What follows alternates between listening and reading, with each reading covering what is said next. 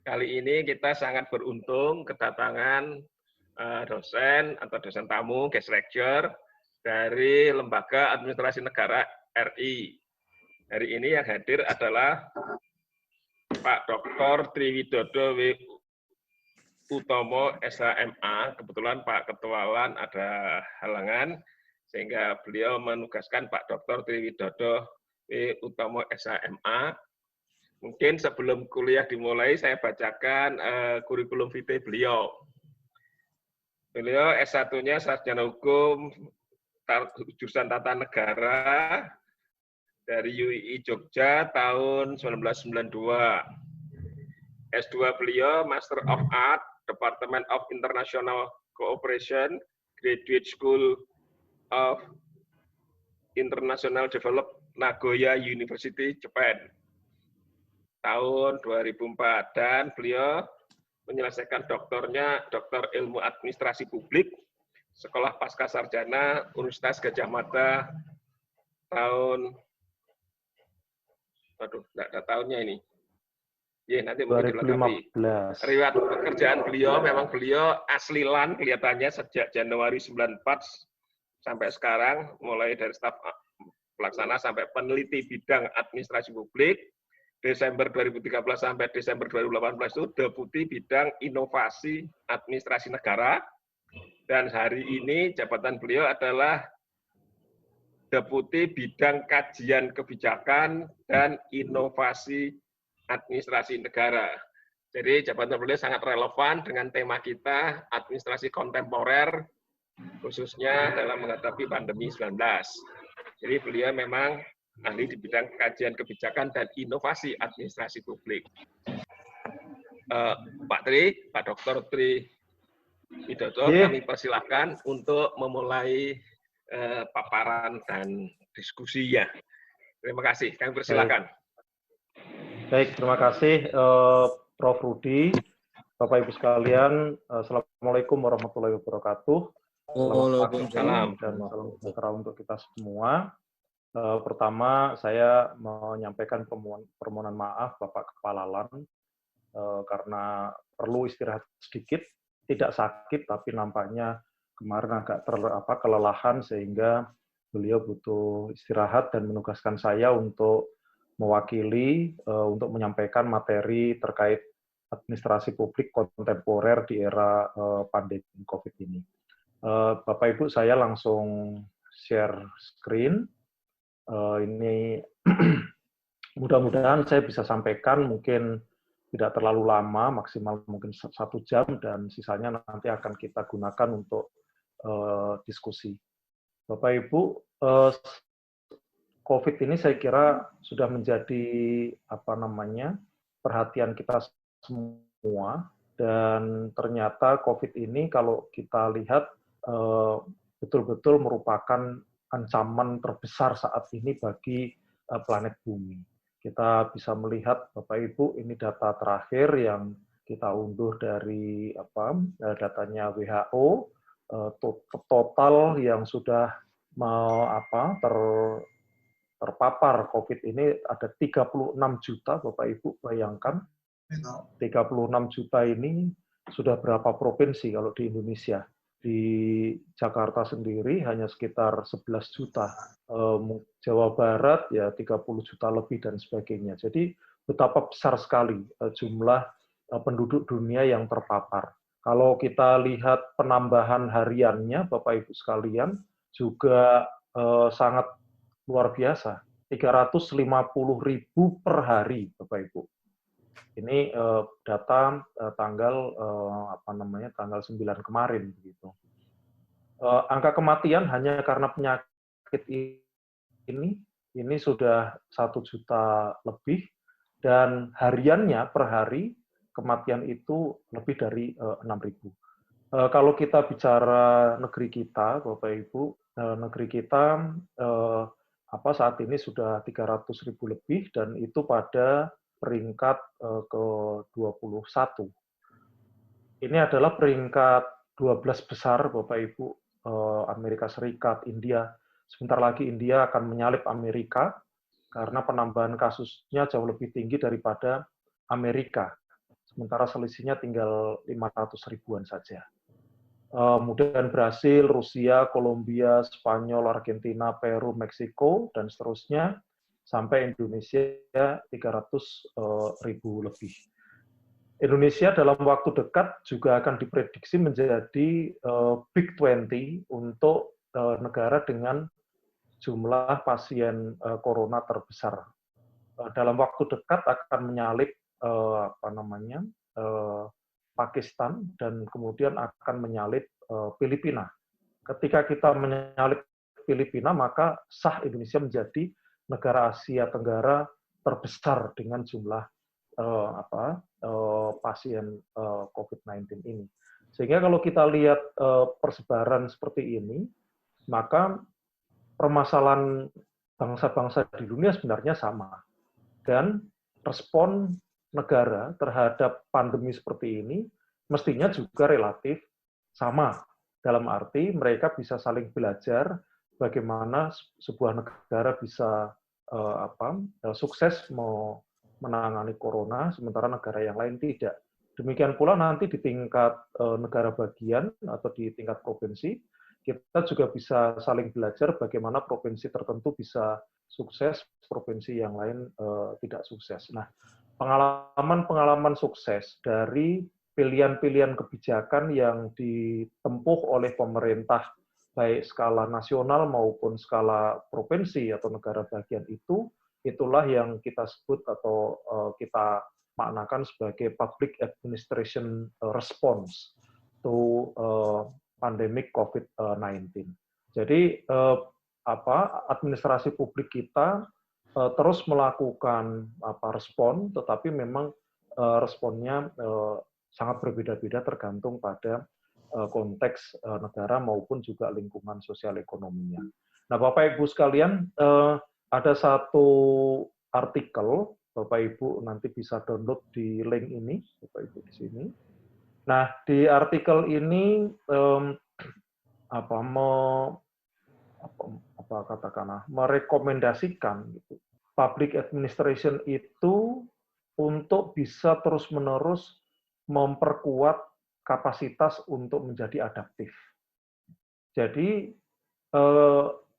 adaptive capacity itu menjadi kata kunci agar public administration bisa merespon COVID-19 dengan sebaik mungkin.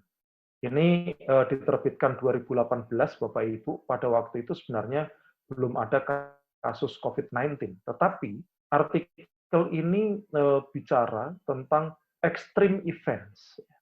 Extreme event.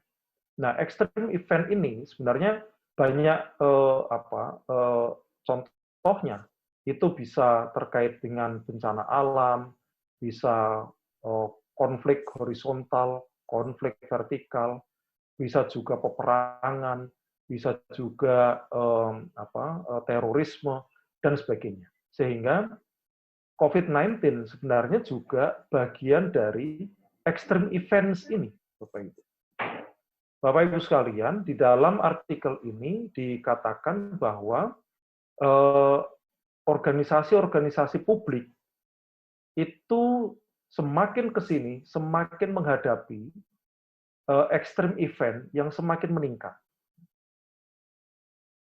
Di mana seringkali extreme event itu tidak terprediksikan dan juga menimbulkan efek disruptif dalam segala hal. Nah, COVID-19 termasuk di dalamnya, Bapak Ibu.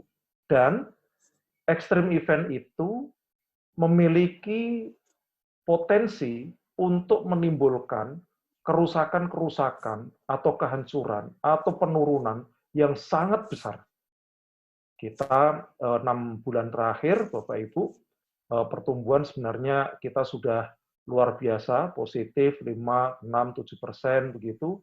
Tapi 6 bulan terakhir atau 2 triwulan terakhir kita mengalami pertumbuhan negatif. Sehingga kita resmi saat ini bersama-sama dengan banyak negara yang lain mengalami apa yang dikenal sebagai krisis ekonomi.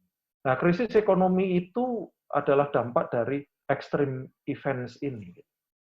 Nah, Oleh karena itu, respon kita bagaimana begitu? Respon public administration seperti apa? Kalau kita menggunakan pola pikir artikel ini, Bapak Ibu, disebutkan di sini bahwa response to extreme event is typically addressed through ini. Pada umumnya, respon kita terhadap extreme event itu hanya manajemen emergency, kedaruratan, kemudian krisis manajemen, kemudian juga disaster management. Itu yang sering kita lakukan, Bapak Ibu. Dan itu sudah kita lakukan. Namun, nah buku ini juga mencatat bahwa peningkatan dalam hal jumlah, skop, lingkup, intensitas ekstrem event tadi, itu semakin lama semakin tinggi, dan Bapak Ibu sekalian, semakin menunjukkan keterbatasan dan kelemahan kita di dalam praktek manajemen. Kita akan kelihatan banget Bapak Ibu kalau lihat di apa namanya di Indonesia saja begitu, perbedaan pilihan kebijakan antara pemerintah pusat dengan daerah ini sudah menunjukkan bahwa kita manajemen practices kita itu relatif lemah. Oleh karena itu, Bapak Ibu sekalian, mengingat peningkatan skop maupun intensitas tadi, ini menuntut kita pada sebuah pendekatan baru yang oleh penulis ini dikatakan fokus pada strategik rather than operational level. Jadi kita harus berpikir strategik, Bapak Ibu, public administration kita bukan hanya persoalan operasional, penanganan di lapangan saja, bukan. Tapi bagaimana kita bisa mendorong kebijakan yang lebih strategik. Nah, pilihan strategik seperti apa yang disarankan di dalam artikel ini, yaitu strengthening adaptive capacity. Jadi, kapasitas public administration untuk adaptif itu yang harus terus-menerus ditingkatkan. Ini yang disebut sebagai mekanisme kunci, di mana organisasi-organisasi publik dapat menurunkan tingkat keguncangan atau ketidakpastian dari peristiwa-peristiwa yang ekstrim tadi. Bapak Ibu sekalian, apa saja yang bisa kita lakukan untuk memperkuat adaptive capacity itu? Pertama, improvement in material resource inputs. Jadi manajemen logistik kita, Bapak Ibu, pengadaan kita, kemudian proses lelang kita, kemudian mungkin juga proses distribusinya, proses pengukuran dampaknya, dan sebagainya. Nah, seringkali di manajemen logistik atau manajemen material ini kita juga banyak sekali kendala-kendala, Bapak Ibu, yang terkait dengan aturan, kemudian juga perbedaan penafsiran antar aparat penegak hukum, dan sebagainya. Kemudian informasi dan teknologi ini perlu terus-menerus disiapkan juga untuk dimanfaatkan terhadap kelompok-kelompok yang terdampak.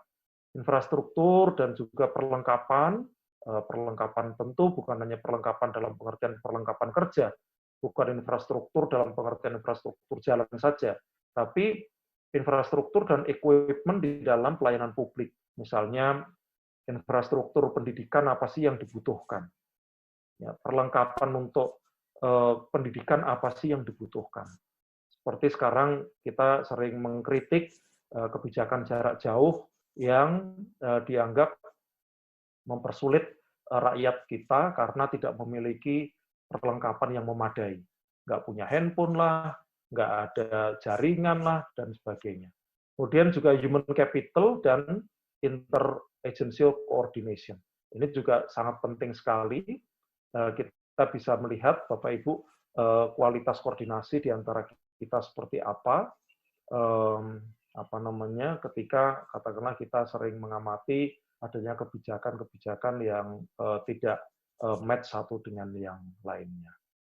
Nah, Bapak Ibu sekalian, apa yang disarankan tadi tentang bagaimana kita harus adaptif, saya kira sebenarnya kita bisa mengatakan bahwa public administration itu sudah sangat adaptif, ya. Sejak dulu, public administration selalu berevolusi untuk merespon situasi yang dihadapi. Misalnya, pada waktu Woodrow Wilson memperkenalkan tentang dikotomi politik administrasi, ya Bapak Ibu. Ada 5 paradigma di sana. Yang itu kemudian kita kenal sebagai Old Public Administration. Mengapa OPA ini muncul? OPA muncul karena adanya krisis kapasitas dari public administration. Jadi kelembagaannya tidak efektif, SDM-nya tidak kompeten, pelayanan publiknya tidak berkualitas, dan seterusnya. Lantas pemikirannya, ketika terjadi krisis kapasitas seperti itu, apa yang harus kita lakukan? Lahirlah OPA ini, Bapak Ibu. Nah, OPA mendorong supaya politik dilepaskan dari administrasi. Maka sering kita kenal ada jargon yang mengatakan when politik ends, administration begins. Jadi tidak boleh administrasi dikooptasi oleh politik, demikian pula politik dicampur adukkan dengan administrasi. Nah, tujuannya adalah supaya administrasi itu profesional. Tetapi, Bapak Ibu sekalian, ketika administrasi itu semakin lama semakin baik, begitu, dari sisi kelembagaannya, dari sisi SDM-nya, dari sisi tata laksananya, pengawasannya, dan seterusnya, ternyata yang terjadi adalah krisis welfare state. Public administrator-nya baik, tetapi kemiskinan merajalela. Negara daya saingnya rendah. Lantas, apa yang salah dengan public administration? Nah, pada saat itu kemudian public administration bertransformasi kembali, berevolusi kembali menjadi new public management. Penulis buku seperti David Osborne, Ted Gabler, Savas, dan sebagainya, bahkan di dalam buku Reinventing Government karya David Osborne, pertanyaan pertama, apakah pemerintah sudah mati? Dan hasil survei menunjukkan mayoritas responden menjawab ya. Pemerintah sudah mati, sehingga ada atau tidak ada pemerintah, tidak ada bedanya. Dan itu yang kemudian juga diangkat di dalam pidatonya Ronald Reagan pada saat dilantik sebagai presiden. Beliau mengatakan bahwa our government is not the solution to the problem, tetapi our government is the problem. Jadi pemerintahan adalah masalah, bukan bagian dari solusi terhadap masalah.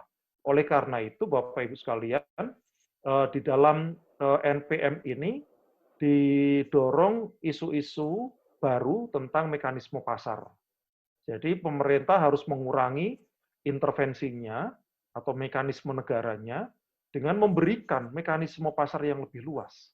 Kemudian gagasan privatisasi, ya, buku yang ditulis oleh Savas, beliau membuat analisis tentang public goods, ada toll goods, ada private goods, dan sebagainya.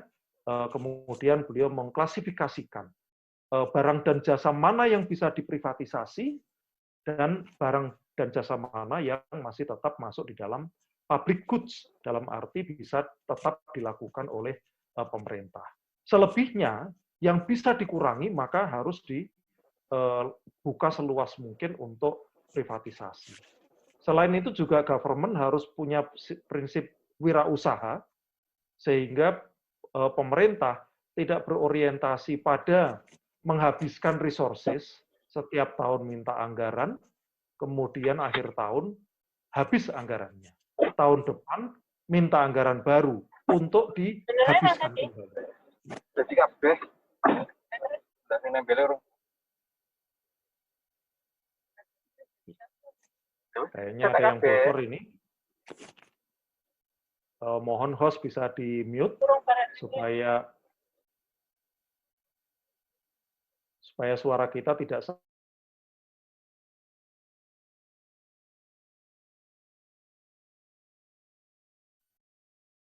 Ya, baik. Kita lanjutkan, Bapak Ibu sekalian. Ketika NPM ini dijalankan, ternyata juga ada permasalahan baru, ada krisis baru, yaitu krisis finansial. Nah, ketika krisis finansial, kembali yang kita tanyakan, apa peran dan respon administrasi publik? Nah, administrasi publik kemudian bermutasi kembali menjadi paradigma New Public Services. Di dalam New Public Services itu, Denhart misalnya mengatakan bahwa public administration itu harus lebih fokus bukan pada membuka keran-keran investasi seperti ini, tetapi kembali harus fokus pada siapa yang dilayani, yaitu citizens. Jadi citizen first, kemudian value for people, service quality, leadership, sampai public sector innovation. Ini adalah tema-tema besar di dalam paradigma NPS. Ketika NPS sedang kuat-kuatnya kita gulirkan, Bapak Ibu sekalian, kita bicara RB, bicara pelayanan publik, bicara inovasi, bicara kepemimpinan, dan sebagainya, tiba-tiba lahirlah krisis pandemi ini. Krisis yang diakibatkan oleh pandemi. Sehingga apa yang kita lakukan dengan tema-tema besar NPS ini, seperti nggak ada dampaknya. Kemana itu inovasi, kemana leadership, kemana pelayanan publik, dan seterusnya, ternyata ketika pandemi, kita melihat bahwa public administration kita tidak berdaya begitu. Nah, inilah yang kemudian pertanyaan kita saat ini, lantas respon kita bagaimana? Nah, Bapak Ibu, menurut saya, sebenarnya kita sudah harus menemukan istilah baru untuk paradigma terakhir terkini dari administrasi publik. Entah apa namanya, kami sendiri belum menemukan itu, sehingga saya gunakan saja post-NPS, post-New Public Service. Apa yang kemudian kita angkat di sini, Bapak Ibu? Nah, yang kita angkat di sini sekarang ya yang sedang kita diskusikan ini, Bapak Ibu. Salah satunya adalah tadi, adaptif, agile government, kita harus semakin adaptif, tidak kaku, bisa melakukan perubahan-perubahan dengan cepat, begitu. Kemudian, community based. Jadi manajemen negara itu ternyata harus didasarkan pada komunitas. Nanti ada beberapa contoh yang bisa kita sampaikan, Bapak Ibu. Kemudian virtual birokrasi harus sudah mengadopsi model-model virtual ke dalam birokrasi, sehingga mekanisme, proses, output yang dihasilkan melalui aktivitas virtual harus dianggap sama dengan mekanisme, proses, maupun output yang dilakukan secara tatap muka atau secara klasikal. Selama ini masih ada gap di antara keduanya, seolah-olah virtual ini, mekanisme virtual, berbeda kualitas daripada yang biasa kita lakukan secara manual. Misalnya saja, Bapak Ibu sekalian, ketika kita sudah mengadopsi working from home, pada saat pada saat pandemi sedikit mereda, kita berbondong-bondong kembali ke kantor kita. Jadi kita kembali pada business as usual. Dan virtual birokrasi sedikit terlupakan.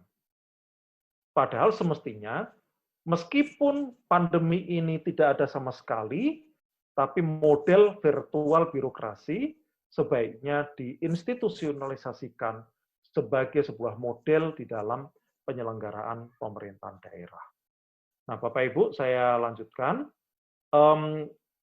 Dalam era yang tadi kami sebut sebagai post-NPS itu, maka hampir seluruh aspek public administration harus berubah. Kelembagaan misalnya harus berubah, SDM, leadership, kebijakan, dan seterusnya harus berubah. Ke arah mana perubahannya, kita bisa berbeda pendapat, Bapak Ibu sekalian, kita bisa memiliki referensi juga yang berbeda, tapi paling tidak ini mungkin beberapa hal yang saat ini bisa kita simak tentang arah kemana model kelembagaan kita akan menuju. Pertama adalah home-based birokrasi ini. atau the death of office. Sebenarnya kita sudah tidak relevan bicara kantor, Bapak Ibu. Karena yang disebut kantor itu adalah mekanisme terjadinya perpindahan pengetahuan, perpindahan pengalaman, perpindahan pelayanan.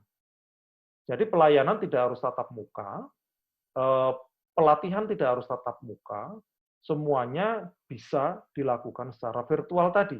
Bisa dilakukan dari rumah masing-masing. Termasuk pendidikan, Bapak Ibu sekalian. Nah, ini seperti apa yang kita lakukan saat ini. Bapak Ibu mengakses pembelajaran dari manapun tanpa perlu ke kampus. Lantas pertanyaannya, apa relevansi gedung-gedung kampus itu ke depan, Bapak Ibu? Ini yang harus kita pikirkan. Demikian juga dengan kantor-kantor pemerintah. Maka ketika diskusi tentang IKN, Ibu Kota Negara yang baru, Bapak Ibu, saya sempat melontarkan ide bahwa saat ini adalah momentum untuk menekan biaya IKN paling tidak bisa 50%. Mengapa? Karena ketika kita membangun perumahan-perumahan untuk pegawai, maka pada saat itu sebenarnya kita bisa menekan pembangunan perkantoran. Ketika orang punya rumah atau disediakan rumah dan disediakan kantor, pada saat dia bekerja di kantor, maka rumahnya menjadi idle. Begitu juga, ketika kita seperti sekarang rapat atau mengakses pendidikan dari rumah, maka gedung-gedung pemerintah, gedung-gedung kampus menjadi idle. Oleh karena itu, rumah adalah kantor, tidak perlu kita dikotomikan. Ini yang pertama, Bapak Ibu. Kemudian ada kelembagaan holakrasi, perubahan dari standalone kepada network organization, dan seterusnya. Ini tren kelembagaan. SDM juga saya kira sama, Bapak Ibu sekalian. Jabatan struktural akan beralih kepada fungsional. Bicara struktur tidak lagi relevan, Bapak Ibu, karena yang kita lakukan sebenarnya fungsi-fungsi. Tidak lagi harus ada komando, tetapi adalah flow of knowledge, flow of information, flow of work itu yang harus dijalankan. Jadi apa yang harus dilakukan oleh seseorang, disampaikan kepada siapa, untuk diolah seperti apa, dilemparkan kepada siapa, dan seterusnya, sampai dinyatakan selesai. Jadi dalam sistem yang sifatnya flexi working seperti itu, maka jabatan struktural menjadi tidak relevan. Demikian pula Bapak Ibu, PNS kemungkinan besar akan banyak berkurang, tetapi keberadaan P3K kemungkinan besar akan semakin meningkat. Karena pekerjaan yang dilakukan secara virtual pada umumnya bisa dilakukan secara kontraktual. Jadi seseorang diminta untuk membuat analisis tertentu, itu cukup dikasih waktu 3 bulan. Komunikasinya secara virtual dan sebagainya, sampai hasilnya diterima. Tidak pernah ada tatap muka satu kali pun, tetapi sebuah fungsi bisa dilakukan. Nah, kemudian juga timnya sangat fleksibel, tidak hanya tim yang kita melakukan pekerjaan dengan tim yang itu saja, di unit itu saja, tidak, tetapi bisa menjadi sangat fleksibel, termasuk job sharing. Apa yang kita lakukan bisa langsung di-share kepada semua pihak, kita pun juga bisa menerima hasil pekerjaan dari orang lain. Jangan kemudian sudah eranya virtual, tetapi kita mengatakan, oh tidak, ini pekerjaan saya tidak akan berikan kepada siapapun. Nah, kalau mindset-nya seperti itu, maka meskipun teknologi maupun juga jaringan internet tidak ada masalah, namun tidak akan memberikan manfaat apapun terhadap kita. Banyak sekali Bapak Ibu, ini kalau kita diskusikan satu persatu akan panjang. Saya ingin fokus ke sini nanti Bapak Ibu. Jadi tiga bidang atau 3 dimensi public administration yang akan lebih saya address, yaitu adalah peran masyarakat, kemudian tata laksana atau e-administration, dan juga pelayanan publik. Bapak Ibu sekalian, mari kita bicara tentang bagaimana mendudukkan masyarakat di era post NPS ini. Nah, apa yang saya gambarkan di sini, Bapak Ibu sekalian, adalah sebuah cerminan bahwa public administration kita, tanpa kita sadari sebenarnya juga sudah berevolusi.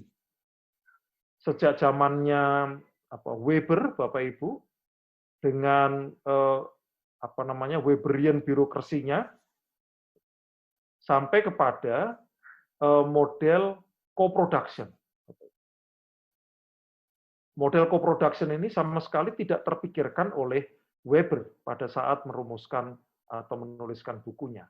Nah, paradigma pertama pada periode Weberian itu, Bapak Ibu, bisa kita sebut sebagai administration of the public. Jadi, kalau public administration, sebenarnya penafsirannya bisa macam-macam. Pada periode awal, public administration lebih tepatnya adalah administration of the public. Apa yang dilakukan dalam tahap itu? Ini yang dilakukan Bapak Ibu. Penataan kelembagaan, perencanaan anggaran, rekrutmen SDM, ya, kemudian tata kelola, membuat SOP, bisnis proses, pelatihan, pengembangan kapasitas bagi pegawainya. Ini kalau kita terus-menerus berkutat di sini, maka sesungguhnya kita masih sangat ortodoks, yaitu hanya memikirkan administration of the public. Jadi pengertian publik di sini adalah negara itu, administrasi tentang negara. Maka kelembagaannya kelembagaan negara, SDM-nya SDM pemerintah, bisnis prosesnya juga SOP instansi pemerintah, pengembangan kapasitasnya juga untuk pemerintah. Nah, ini Bapak Ibu, inilah ciri-ciri dari birokrasi Weberian. It covers a fixed area of activity, which is governed by rules. Jadi segala sesuatu harus ada rule-nya dulu, gitu. Ada aturannya. Kalau nggak ada aturannya, nggak bisa dilakukan. It is organized as a hierarchy. Di organisasi dikelola seperti hierarki. Yang atas turun ke bawah.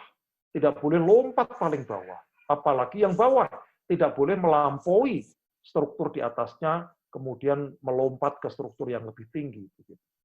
Kemudian, action undertaken is based on written document. Jadi segala sesuatu harus ada written dokumennya. Expert training is needed. Nah, ya Bapak Ibu. Jadi ini adalah kalau kita pikirkan kriteria 1 sampai 6 ini, semua manfaatnya kita sendiri yang menerimanya. Nah, ini kemudian bergeser menjadi administration for the public. Administrasi untuk publik. Maka pengertian publik di sini bukan lagi negara seperti pengertian publik yang pertama, tapi publik di sini adalah masyarakat. Oleh karena itu tema besar di dalam tahapan kedua ini adalah service delivery, ya, administrasi barang dan jasa, kemudian orientasi untuk meningkatkan terus-menerus kepuasan masyarakat. Di sini sudah mulai kita melakukan survei-survei kepuasan, mengukur indeks kepuasan, dan seterusnya. Karena apapun yang kita lakukan, semuanya adalah untuk kemanfaatan publik. Nah, ini ada satu tulisan dari Tony Buffett dan Elke Loeffler, Bapak Ibu sekalian. Beliau menulis misalnya di tahun 80-an, the drivers of change, ya, apa yang mendorong perubahan, particularly terutama terkait dengan tekanan keuangan, ini telah mendorong pemerintah negara-negara Barat menuju kepada fokus tentang making the public sector lean and more competitive. Jadi kelembagaan harus seramping mungkin, harus kompetitif, dan at the same time trying to make public administration more responsive to citizens. Jadi bisa dibandingkan Bapak Ibu, yang pertama adalah public administration itu more responsive to themselves, kepada birokrasi itu sendiri.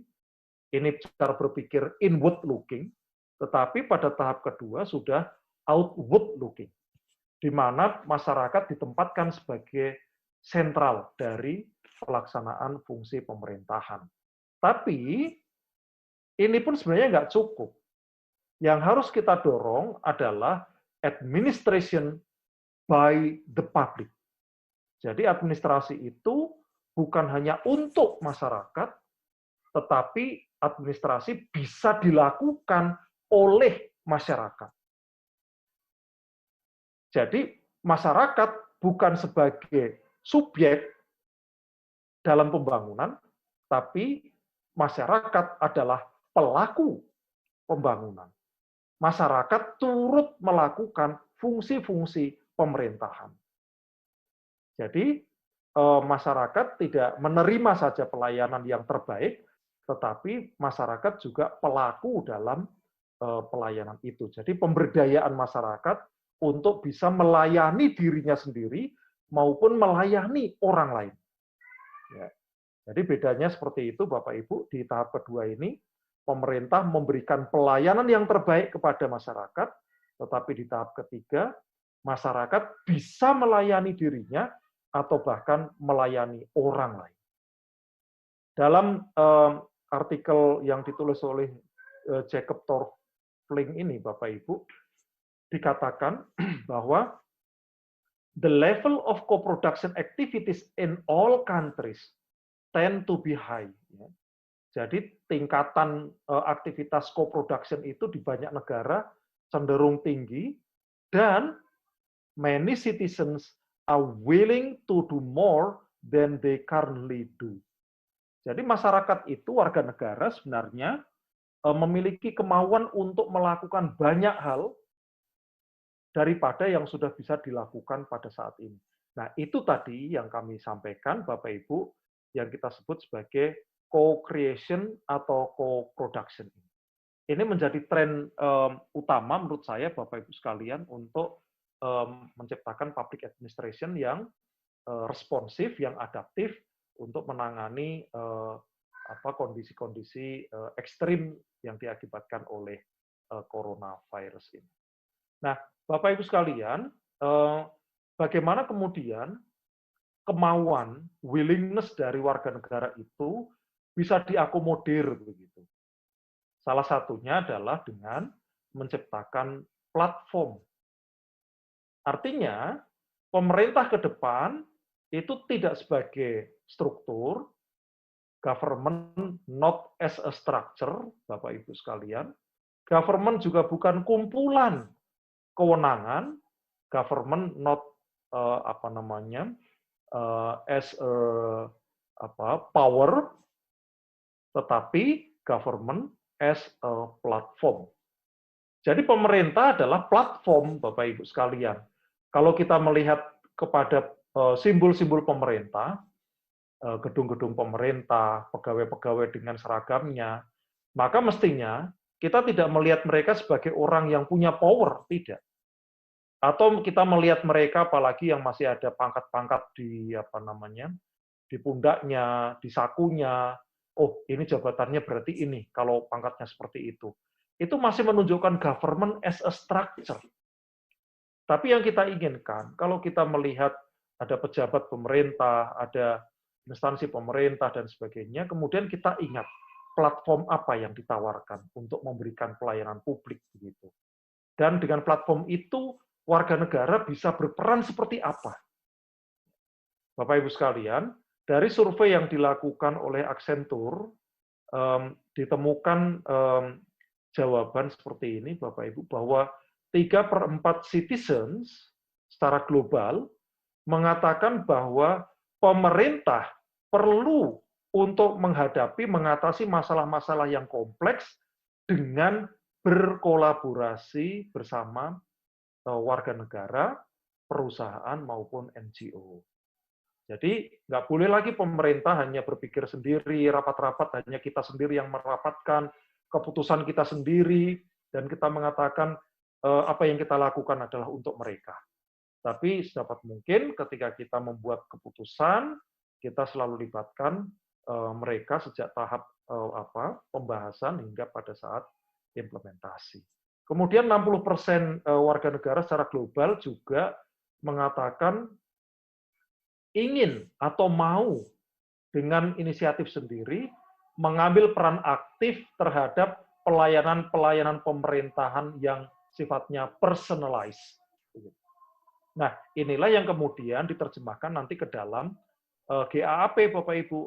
Ini adalah kriteria-kriteria atau ciri dari GAAP, salah satunya breaking down of government and organizational silo. Jadi silo-silo pemerintahan itu harus dihapuskan. Kemudian shorthand for co-production of policy. Jadi ini adalah cara terobosan, cara singkat untuk mendorong co-production dalam pelayanan publik. Kebijakan untuk memperkuat keterlibatan masyarakat sebagai bagian yang tidak terpisahkan dari pemerintah itu sendiri. Dan ini adalah juga paving the way, melapangkan jalan untuk kelembagaan baru yang fit, yang cocok dengan pemanfaatan teknologi digital. Bapak Ibu sekalian, ada artikel yang nanti akan saya share juga kepada Bapak Ibu sekalian, yang terkait dengan apa yang tadi kami sampaikan tentang co-production itu. Jadi, ini adalah pengalaman di Zhejiang, salah satu provinsi di Cina, di mana mereka menerapkan model co-production itu antara pemerintah dengan masyarakat dalam penanganan COVID-19. Dan provinsi Zhejiang ini, Bapak Ibu, mencapai rekor terbaik di dalam penanganan COVID-19. Nah, apa yang bisa dipelajari, lesson learned apa yang bisa kita ambil dari provinsi Zhejiang ini, Bapak Ibu? Kira-kira seperti ini, Bapak Ibu. Jadi, ada 3 tahap penanganan COVID yang ditetapkan di Zhejiang itu. Pertama, comprehensive epidemic prevention and control, pencegahan dan pengawasan. Yang kedua, balancing epidemic prevention and social functioning. Jadi, menyeimbangkan antara tujuan untuk menekan epidemi itu, sekaligus bagaimana fungsi-fungsi sosial bisa tetap berjalan. Ya, fungsi sosial tentu seperti pendidikan, kesehatan, hiburan, dan sebagainya, Bapak Ibu. Nah, yang ketiga adalah normalisasi pandemi itu sendiri. Pada ketiga tahap itu, Bapak Ibu sekalian, keberadaan masyarakat dan organisasi masyarakat sangat-sangat menonjol. Apa yang dilakukan oleh masyarakat? 1, mobilizing volunteers to trace the source and spread of COVID-19. Nah, ini kayaknya kita tidak melakukan, Bapak Ibu. Di kita, volunteers lebih banyak yang sifatnya membagikan sembako, atau volunteers sebagai tenaga kesehatan, atau tenaga non-medik, dan sebagainya, Bapak Ibu. Tetapi, volunteers untuk melacak tentang persebaran corona dan sumbernya, itu kita tidak lakukan.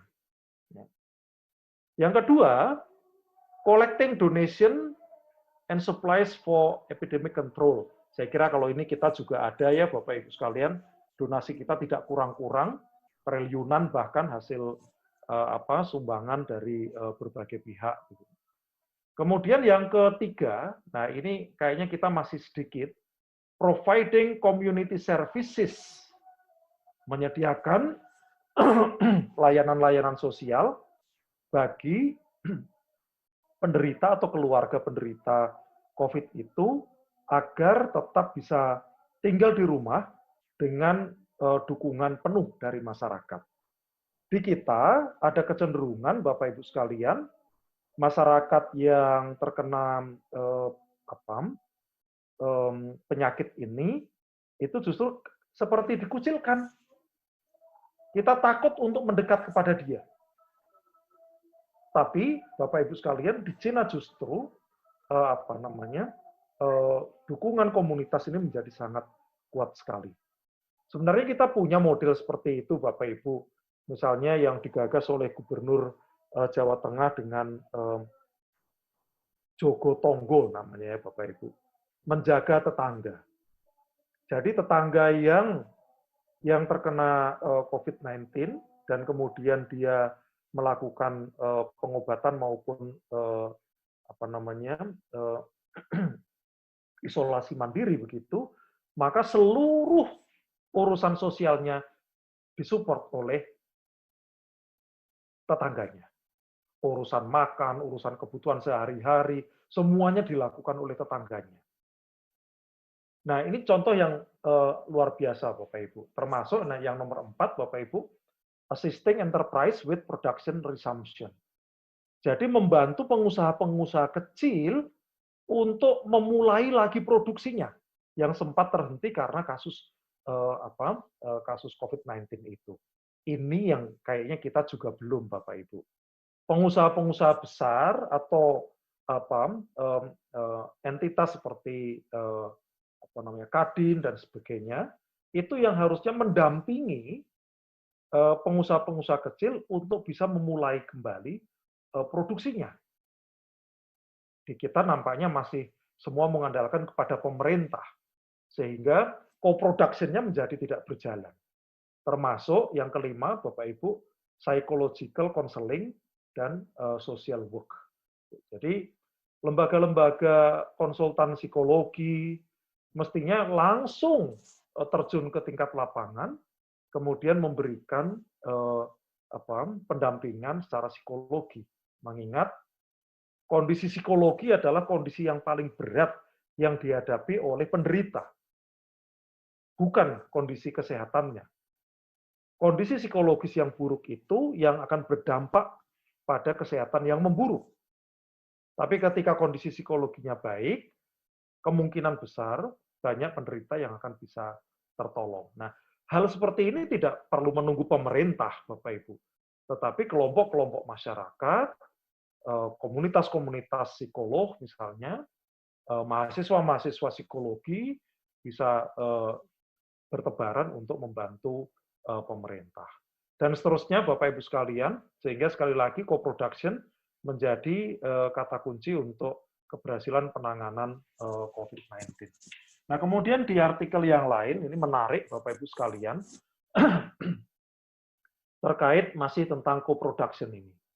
Jadi, kerja bareng pemerintah dengan masyarakat, baik secara individu maupun secara kelompok-kelompok masyarakat, ternyata juga ada psychological cost yang harus diperhatikan. Bukan berarti para volunteer itu tidak menghadapi barrier, kemudian kendala-kendala dan sebagainya.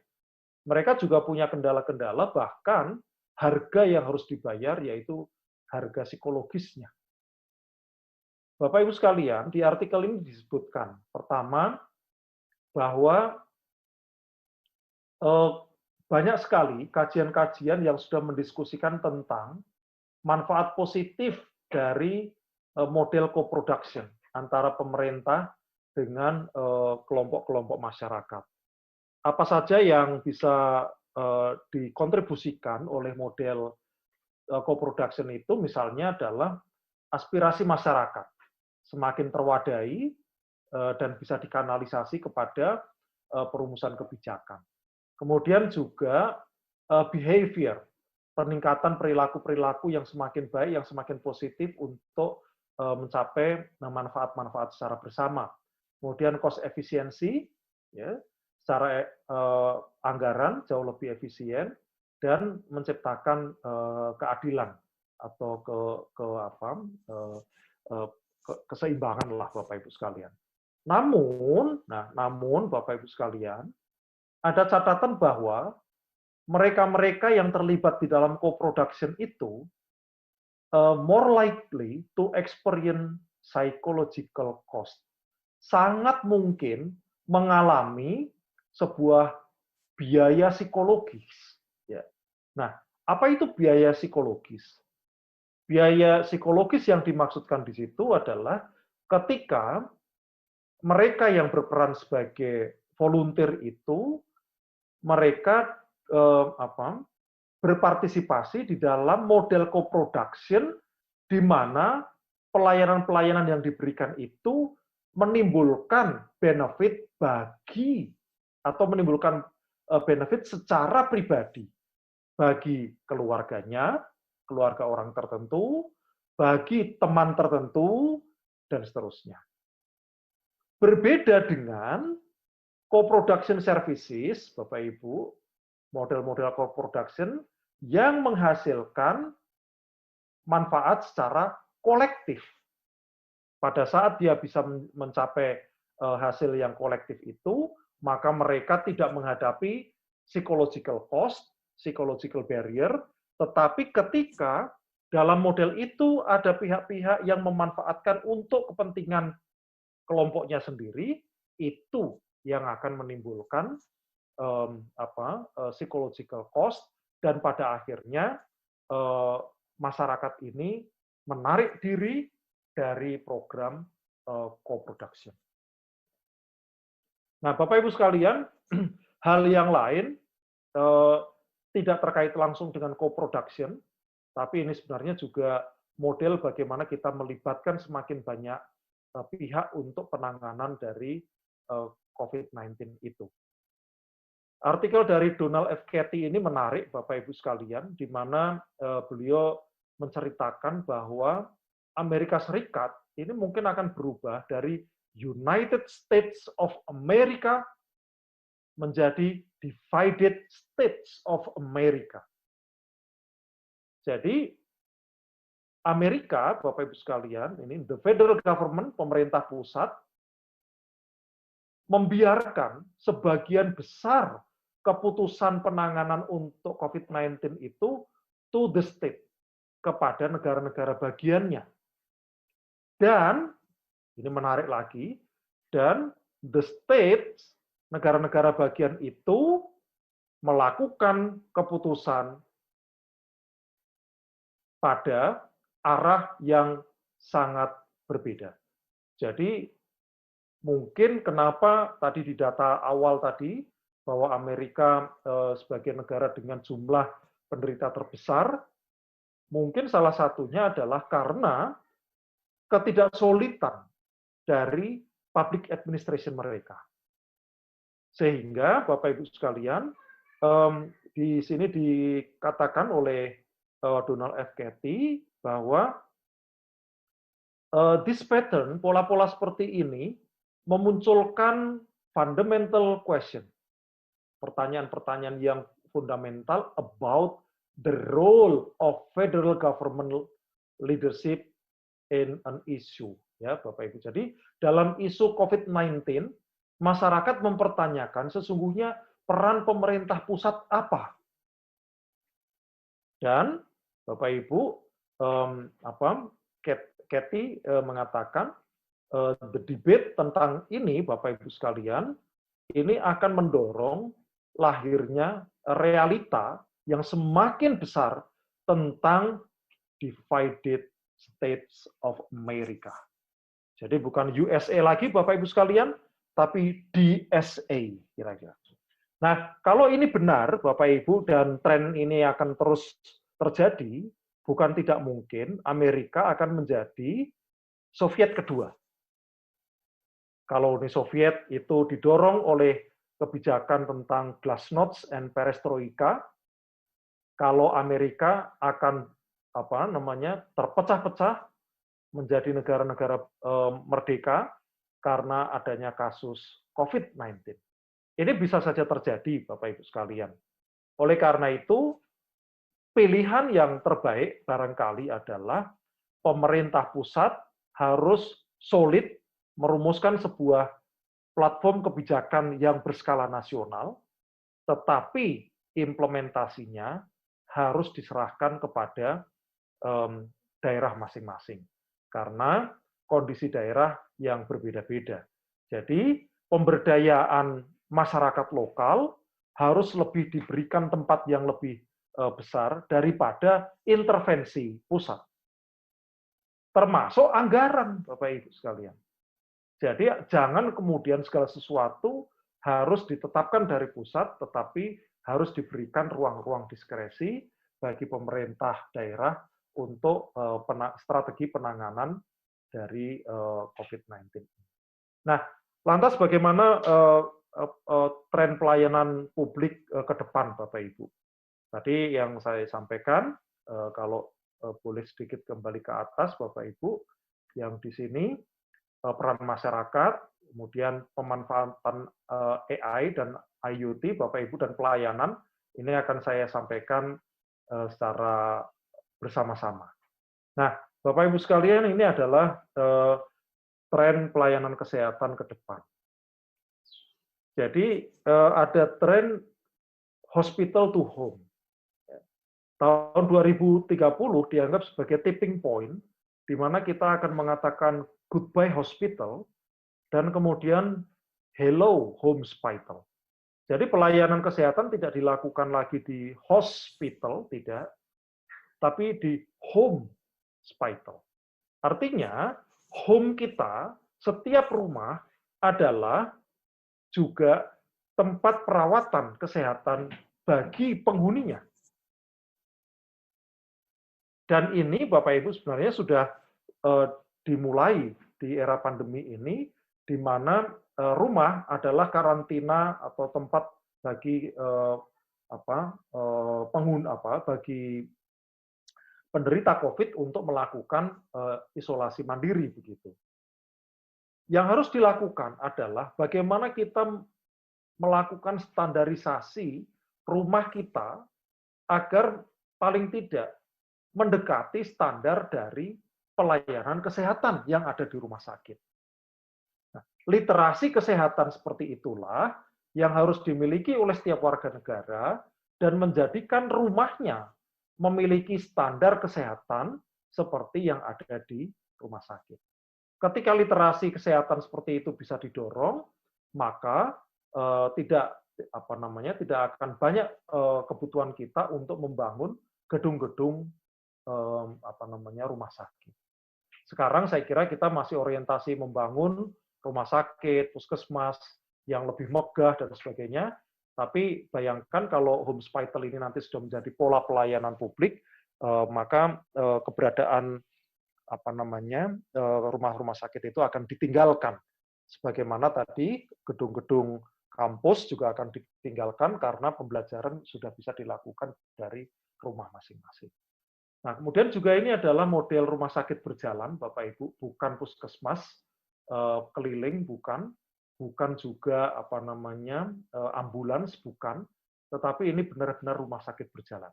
Dalam arti dokternya juga ada di situ, kemudian perawatannya di situ, operasinya sudah dilakukan di situ. Tetapi pada saat yang sama, truk-truk kontainer atau rumah sakit seperti ini bisa melakukan surgery, Bapak Ibu, bukan hanya at home, tapi juga di jalan-jalan. Dia bisa menjemput pasien, bisa mengantar pasien yang sudah tinggal dirawat, atau dia juga tetap melakukan perawatan di dalam truk-truk seperti ini. Nah, kemudian di bidang pelayanan pendidikan, kira-kira seperti apa tren ke depan, Bapak Ibu? Kalau kita membaca hasil survei yang dilakukan oleh beberapa lembaga yang ditulis oleh Clayton dan juga Gardner, yang dikutip oleh Yuswo Hadi, Bapak Ibu sekalian, dikatakan bahwa 50% seluruh universitas di Amerika Serikat akan bangkrut dalam 10-15 tahun ke depan. Mengapa, Bapak Ibu? Karena universitas itu akan terdisrupsi oleh beragam inovasi. Sekarang sudah banyak sekali MOOC, ya Bapak Ibu, massive open online course yang diinisiasi oleh lembaga-lembaga pendidikan, sehingga tidak perlu lagi mendaftar mahasiswa, orientasi, bayar dulu dan sebagainya, tapi kita bisa memilih paket-paket kursus yang sesuai dengan kebutuhan kita. Kemudian 60% universitas di seluruh dunia konon juga akan menggunakan teknologi virtual reality untuk menghasilkan lingkungan pembelajaran yang lebih efektif begitu. Nah, tren ini akan menjadikan kebutuhan melakukan pembelajaran online, jarak jauh, virtual dan sebagainya sebagai kebutuhan yang permanen. Oleh karena itu, ketika suatu ketika nanti pandemi COVID-19 sudah tidak ada, ya sebaiknya UNTAD tetap mendorong pembelajaran melalui virtual seperti ini. Pertemuan-pertemuan di kampus bisa dilakukan, tapi tidak untuk kebutuhan yang sifatnya rutin atau permanen. Hanya untuk misalnya mendiskusikan hasil-hasil penelitian antar mahasiswa supaya terjadi interaksi yang lebih intens di antara para peneliti itu, katakanlah begitu. Nah, oleh karena itu Bapak Ibu, saya pribadi sebenarnya mendukung rencana Pak Menteri Pendidikan untuk mempermanenkan pembelajaran jarak jauh. Dalam rapat dengar pendapat bulan Juli yang lalu, beliau mengatakan seperti ini, yang dampaknya kemudian beliau dihujat, dicecar, dikritik habis-habisan, dan kemudian pilihan yang lain dari situ adalah melakukan revisi terhadap kurikulum, atau kurikulum COVID saja. Nah, tapi bagi saya, Bapak Ibu sekalian, mestinya kita sudah punya rencana jangka panjang bahwa kita harus bisa menerapkan pembelajaran jarak jauh ini secara permanen. Karena manfaatnya luar biasa, bukan hanya jangkauan bagi peserta pendidikan, tapi juga efisiensi, tidak perlu membangun gedung, bisa menekan SPP, dan sebagainya. Jadi sangat disayangkan kalau kemudian momentum seperti ini hilang begitu saja. Persoalan ada kendala terkait dengan tidak punya gadget, tidak ada jaringan dan sebagainya, itu sebenarnya hanya pernik-pernik permasalahan saja. Tapi jangan jadikan permasalahan seperti itu menggagalkan rencana yang lebih besar, yaitu membuat sistem pendidikan yang lebih inklusif bagi masyarakat dan juga lebih hemat. Sehingga dengan cara seperti itu, menurut saya, Bapak Ibu, pembangunan manusia bisa lebih ditingkatkan melalui pembelajaran jarak jauh ini. Kemudian bagaimana di dalam birokrasi? Nah, di dalam birokrasi juga menurut saya model virtual working arrangement itu harus ditradisikan dan dibudayakan. Mengapa? Karena kalau kita melihat Bapak Ibu dari berbagai survei, ini misalnya dari economic policy ya di Bapak Ibu. Ini 13% mengatakan ada peningkatan ya dalam performa pegawai yang melakukan remote working dalam 9 bulan periode terakhir. Atau juga ini misalnya tulisan dari Grace Westfall ini, dia mengatakan 47% ada peningkatan dalam produktivitas. Bayangkan Bapak Ibu, ternyata model-model virtual justru meningkatkan produktivitas. Kemudian ada satu lagi survei mengatakan Bapak Ibu, 77% pegawai yang melakukan kerja dari jarak jauh mengatakan mengalami peningkatan produktivitas. Dan 50% diantaranya melupakan niat untuk mengambil cuti. Ya tentu saja Bapak Ibu sekalian, kalau kita bisa bekerja di rumah, tetap dekat keluarga, tidak perlu membuang biaya untuk transportasi, dan sebagainya, Bapak Ibu sekalian, untuk apa kita harus cuti? Maka cuti menjadi tidak relevan, Bapak Ibu, dalam model remote working ini. Maka kenapa tidak kita permanenkan model remote working agar di satu sisi juga bisa mendorong produktivitas dan sekaligus juga mengurangi cuti bagi pegawai meskipun itu adalah haknya. Dan yang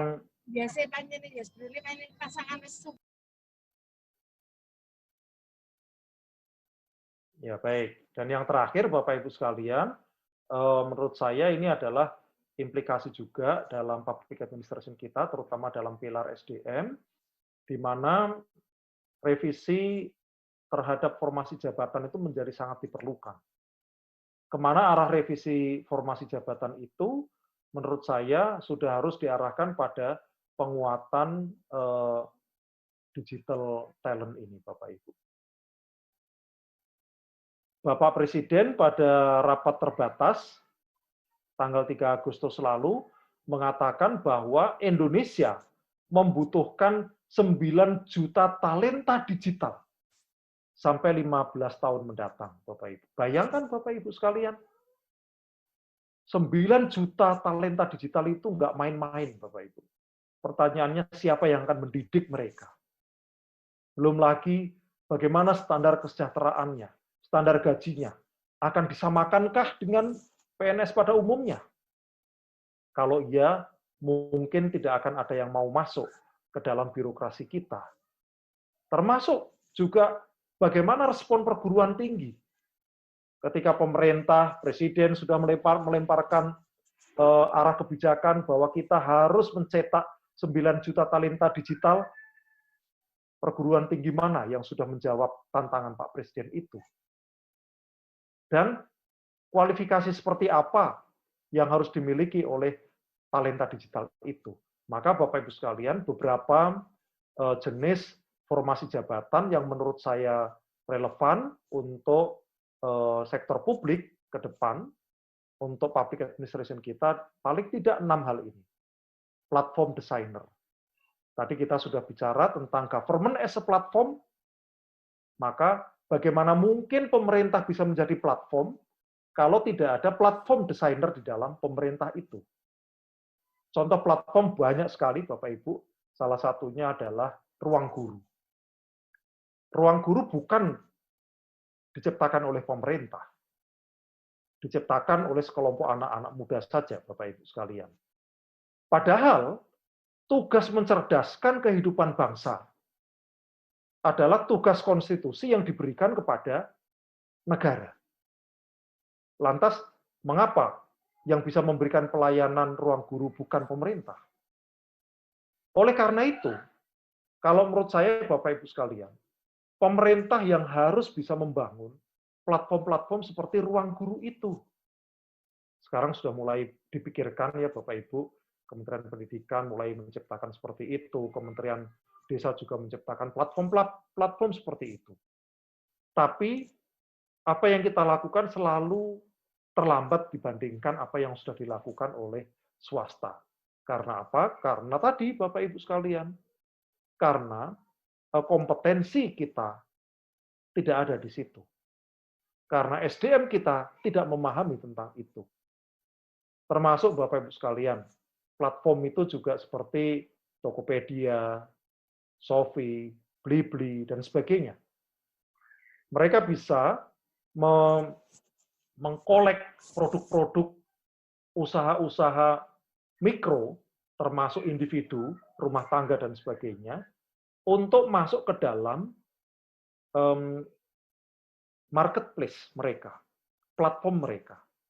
Pertanyaannya, kalau memang pemerintah komit betul untuk memasarkan produk-produk UMKM, kenapa tidak menciptakan platform yang bisa digunakan oleh mereka? Jadi, mestinya ada platform seperti Tokopedia yang plat merah, sehingga masyarakat kita bisa mengakses ke platform itu. Dan tentu warga negara bisa bisa mendapatkan layanan yang lebih baik kalau pemerintah bisa memberikan subsidi harga dan sebagainya. Nah, sekarang dengan platform-platform itu, Bapak Ibu sekalian, harga sudah bisa ditekan. Misalnya membeli buku dari Gramedia dengan dari Tokopedia, tentu jauh lebih murah dari Tokopedia. Oleh karena itu, orang sekarang banyak membeli melalui sarana online ini. Nah, yang saya pikirkan adalah seandainya pemerintah yang menciptakan platform-platform digital itu untuk e-commerce, ditambah lagi ada subsidi, maka harga itu akan semakin bisa kita tekan. Dan masyarakat akan semakin bisa mendapatkan akses terhadap kebutuhan barangnya. Itu baru platform designer, Bapak Ibu. Konten developer, ini juga penting banget, Bapak Ibu. Sekarang ini kan konten-konten kita itu yang berseliweran di media massa itu, di lini masa kita itu, kita nggak tahu mana yang hoax, mana yang tidak. Kemarin saja, Bapak Ibu, satu hari, jangankan satu hari, 1 jam setelah Undang-Undang Cipta Kerja diketok, kemudian hoax bertebaran kemana-mana. Dan yang direspon oleh kita adalah kita membantah bahwa konten-konten yang sudah bertebaran itu benar. Kita bantah, Bapak Ibu. Misalnya tentang tidak ada UMK, UMR, dan sebagainya. Kita bantah. Tapi Bapak Ibu sekalian, kita gagal menciptakan konten yang trusted. Jadi Bapak Ibu, konten itu adalah media komunikasi yang saat ini paling efektif. Sayangnya pemerintah tidak memanfaatkan konten itu sebagai media komunikasi publiknya. Baru setelah ada konten-konten yang tidak akurat atau hoax, bahkan berisi tentang hate speech dan sebagainya, kita seperti kedodoran, kebakaran, baru memberikan respon dan seterusnya. Jadi Bapak Ibu sekalian, ini beberapa jenis-jenis kompetensi baru yang menurut saya dibutuhkan bagi sektor publik kita untuk memperkuat positioning public administration di era post NPS itu. Saya kira ini dulu Bapak Ibu sekalian sebagai pengantar diskusi. Mudah-mudahan ide besarnya bisa ditangkap dan kita perjelas melalui diskusi dan tanya jawab. Saya persilakan Prof. Budi untuk memandu diskusinya. Saya akhiri sampai di sini sementara. Assalamualaikum warahmatullahi wabarakatuh. Prof, silakan. Oh iya, baik. Terima kasih Pak Dr. Tri. Hari ini saya sebenarnya di antara celah-celah jenengan ngasih kuliah hampir menangis sebenarnya dengan kebijakan-kebijakan yang akan ditelurkan itu. Kenapa? Saya sebagai seorang pengusaha, saya sangat senang karena ini akan menjadi pengusaha tunggal yang kembali kepada zaman Belanda. Tetapi saya sebagai seorang wakil daripada masyarakat, rasanya ini sesuatu hal yang tidak mungkin kita lakukan karena melihat kondisi masyarakat yang notabene tidak siap. Bahkan tadi saya sangat tersentuh, jika demikian, apa peranan daripada pemerintah itu? Apakah pemerintah tadi sudah mati? Ini hal yang pertama. Sehingga ke depan, pemerintah tidak lagi berorientasi sebuah kebijakan-kebijakan ini berbasis bisnis. Gitu. Tetapi bagaimana peran masyarakat ini diikutkan? Ini yang pertama. Kemudian yang kedua, kalau kita tatanan ini melakukan sesuatu kebijakan-kebijakan yang sifatnya formal, maka akan bertentangan dengan nilai-nilai hukum yang ada. Ya, banyak sekali misalnya kebijakan-kebijakan dalam KUHP itu harus melakukan sesuatu dan lain sebagainya. Termasuk misalnya legal di dalam proses administrasi itu. Nah, yang selama ini misalnya dengan kementerian kemarin tentang kebijakan 3 menteri keuangan dan lain sebagainya itu menteri dalam yang menabrak norma-norma hukum yang ada. Saya khawatir setelah pandemik yang ada maka akan menjadi sebuah temuan-temuan yang besar. Oleh karena itu menurut hemat saya, ya, kalau kita ingin merubah, maka tatanan itulah yang dulu dirubah. Ya. Maka tatanan hukum itu dirubah dulu. Kemudian informasi atau kemampuan dari daya saing masyarakat itu di-up-kan dulu. Sehingga terjadilah namanya sinkronisasi atau harmonisasi daripada pemerintah dan rakyatnya, gitu. Kemudian kalau misalnya kita ini memiliki sebuah teknologi, tapi saya tadi melihat tidak ada yang misalnya tadi ada di Cina itu yang bagaimana mengatasi pandemik. Saya kira sampai sekarang dunia ini belum ada, tetapi adalah pencegahan, ya tadi dengan jarak dan lain sebagainya, itu kesehatan. Yang menjadi juga yang tadi peranan negara, peranan hukum, yang ketiga adalah tentang tenaga kerja. Itu kalau saya sebagai pengusaha, maka hampir tidak bisa, bahkan saya sekarang sudah menyiapkan teman-teman di bisnis itu menyiapkan tentang bagaimana teknologi ini dan mengurangi daripada tenaga kerja, ya.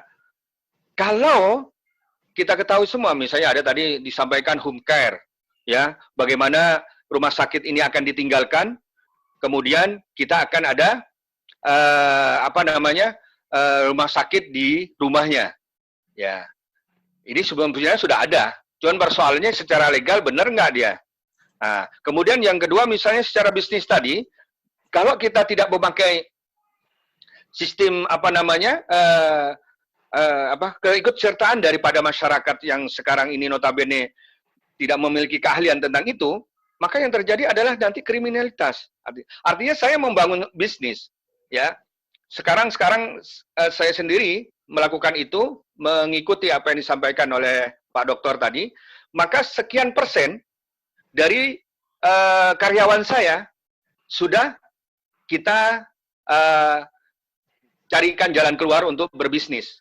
Ya, artinya, ya kalaupun dikatakan tidak di PHK gitu kan, kami sudah melakukan sebuah efisiensi. Di situ hanya cukup administrasi tentang keuangan itu, kemudian seorang direktur sebagai seorang legal, kemudian yang melakukan promo. Hanya 3.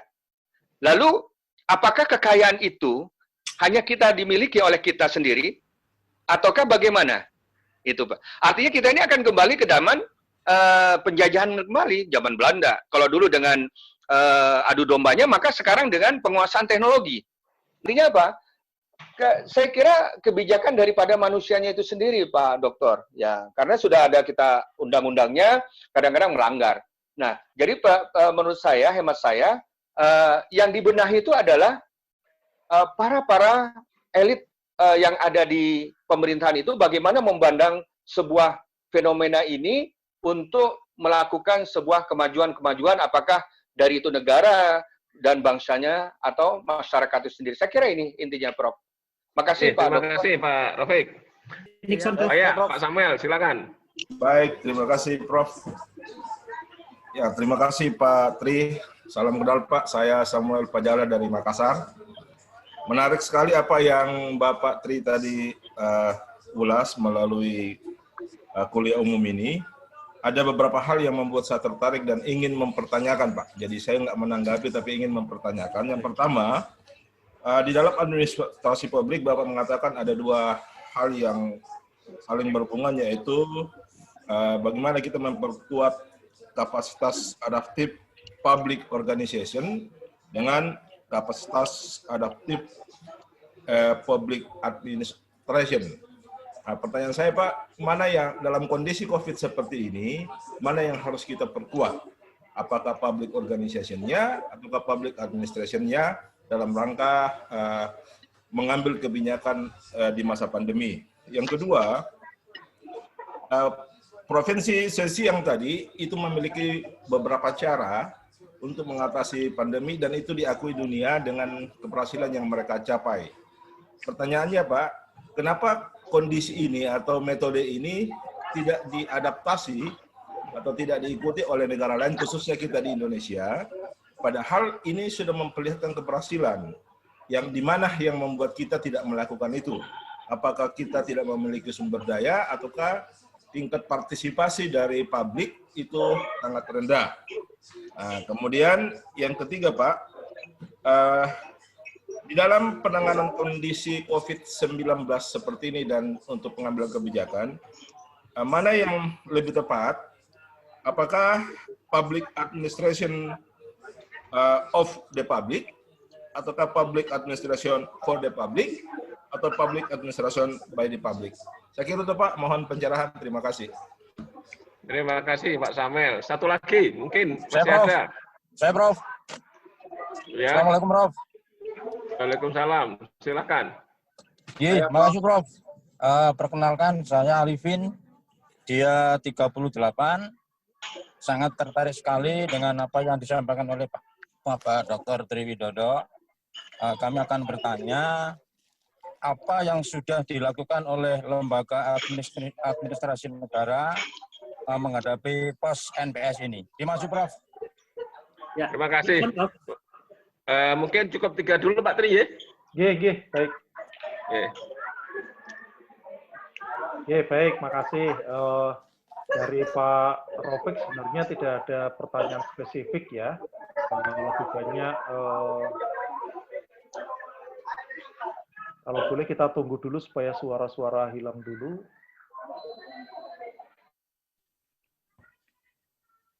Ya, baik. Pak Rofik tadi meraise beberapa isu, tapi tidak bertanya secara spesifik ya. Satu, pertama, beliau mengatakan bahwa peran masyarakat perlu diikutkan dan tidak berorientasi bisnis. Ini saya sepakat sekali ya. Jadi memang justru ketika kita melibatkan masyarakat di sini untuk mengurangi intervensi dari kepentingan-kepentingan bisnis, sehingga tidak ditunggangi oleh profit oriented begitu. Itulah perlunya tadi yang disebut sebagai co-production. Tapi kalau ditanya apakah masyarakat sudah siap atau belum, dan dikatakan belum, mungkin belum, tetapi pertanyaannya sampai kapan kita bisa menunggu masyarakat untuk siap dengan perubahan-perubahan atau dengan konsep-konsep yang ingin kita dorong ini, Bapak Ibu. Bagi saya, kita harus meyakini bahwa siap atau tidak siap, suka atau tidak suka, mau atau tidak mau, kita harus terus melakukan perubahan-perubahan itu, Bapak Ibu. Analoginya sederhana saja, bahwa pada saat founding fathers kita ingin mendirikan atau ingin memproklamasikan negara kita, maka ada sebagian yang mengatakan kita belum siap untuk merdeka. Tetapi kalau kita menunggu siap untuk betul-betul merdeka, pertanyaannya, apakah sekarang pun kita sudah siap untuk merdeka? Kita masih mudah terpancing isu-isu sempit begitu, dan kemudian terjadi konflik yang begitu mudah terjadi misalnya. Kedewasaan politik kita masih belum cukup baik. Kemudian bagaimana akses transportasi antar provinsi, antar pulau masih banyak, Bapak Ibu, daerah-daerah yang terisolir dan sebagainya. Human Development Index kita juga masih jauh dari standar 80 misalnya, dan seterusnya. Nah, kalau seperti itu, berarti kan kita tidak akan pernah siap. Begitu juga ketika tahun 90-an kita bicara, atau awal 2000 bicara tentang globalisasi, akan pemberlakuan free trade zone begitu, kita mengatakan, wah, kita nanti kebanjiran dengan produk-produk asing. Kita akan menjadi penonton di rumah sendiri, dan seterusnya. Tapi kita tetap jalan, Bapak Ibu. Begitu juga tahun 99 ada Big Bang Decentralization. Kita mengatakan, wah, ini nanti daerah-daerah akan menjadi negara-negara ini yang akan menuntut untuk melepaskan diri dari NKRI. Ternyata tidak juga. Sampai sekarang tidak ada daerah-daerah yang membangkang, tidak ada. Kemudian 2015 ada isu tentang masyarakat ekonomi ASEAN, MEA. Kita juga ragu lagi apakah kita siap atau tidak. Jadi ternyata semua keraguan itu bisa kita lewati, dan tidak ada risiko-risiko yang terlalu besar bagi masyarakat kita. Oleh karena itu, kalau menurut saya, Bapak Ibu, memang kita harus berani memulai sesuatu yang sedikit berbeda dari pelayanan pendidikan tadi. Ya, masa sih hanya pendidikan jarak jauh ditolak begitu. Kemudian kita membuat platform-platform untuk pelayanan. Jadi pelayanan bukan lagi kepada yang sifatnya tatap muka atau sekedar online, tapi bagaimana menciptakan platform untuk pelayanan itu, misalnya begitu. Ini akan menurut saya akan menjadi sebuah transformasi baru untuk sektor publik. Kemudian isu yang lain yang Pak Rofik angkat adalah terkait legal formal yang harus disiapkan dulu. Ya, saya sepakat karena negara kita negara hukum, cuma seringkali kita gagal menafsirkan negara hukum menjadi negara aturan. Karena negara aturan, maka yang kita lakukan menciptakan aturan sebanyak-banyaknya. Padahal negara hukum tidak identik dengan negara aturan. Negara hukum adalah negara yang memastikan ada kepastian hukum, ada kemanfaatan hukum, dan ada keadilan hukum bagi masyarakatnya. Tapi tidak ada perintah untuk membuat aturan sebanyak-banyaknya. Nah, saat ini yang terjadi adalah kita terlalu banyak aturan sehingga kebutuhan kita, menurut saya, adalah bukan melakukan perumusan peraturan-peraturan baru, tapi lebih kepada bagaimana kita mengevaluasi peraturan-peraturan lama dan melakukan deregulasi. Itu yang lebih kita butuhkan pada saat ini. Untuk itu, persoalan legal formal, ketika kita ingin membuat aturan baru, oke, bagus, tapi lakukan bersamaan dengan mengevaluasi aturan-aturan yang terkait. Nah, ini prinsip one for one di dalam formulasi kebijakan publik, Bapak Ibu. Maksudnya, one for one adalah untuk setiap satu peraturan yang akan kita rumuskan atau kita undangkan, maka kita perlu untuk mengevaluasi atau untuk melakukan pemberhentian atau penghentian suatu kebijakan yang sudah tidak relevan.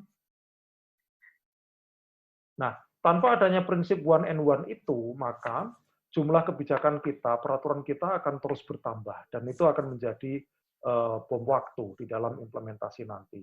Ada aturan yang ditidurkan lah, ada overlap lah, ada ketidakjelasan, dan sebagainya. Oleh karena itu saya sepakat, sekali lagi, aturan hukum disiapkan, namun manfaatkan sekaligus untuk penataan peraturan secara lebih komprehensif. Kemudian yang tadi tentang PHK, nah ini memang sulit Pak Rofik sebagai pengusaha tentu menghadapi situasi yang dilematis. Di satu sisi tidak ingin melakukan PHK, tapi di sisi lain omset, profit juga berkurang. Maka pilihan yang paling rasional bagi pengusaha adalah memang PHK begitu. Namun kalau kita belajar dari Cina tadi, maka sebenarnya bagaimana sih co-production untuk menangani PHK itu. Jadi PHK jangan kemudian semua dibebankan kepada pemerintah dengan cara membayarkan gajinya misalnya. Ya bukan begitu. Kalau seperti itu kan jadi pegawai pemerintah, Bapak Ibu. Yang kita butuhkan adalah bagaimana kelompok-kelompok masyarakat bisa bersatu padu untuk mengelola orang-orang yang kena PHK ini. Misalnya, Bapak Ibu, sekarang ini sedang tren tanaman hidroponik. Nah, adakah kelompok masyarakat yang mengelola hidroponik itu kemudian memberikan kesempatan bagi orang-orang yang PHK untuk bisa turut mengelolanya? Nah, ini adalah bagian dari co-production tadi. Tapi ketika co-production-nya tidak berjalan dan PHK-nya ternyata tetap berjalan, ya memang potensi krisis akan semakin meningkat.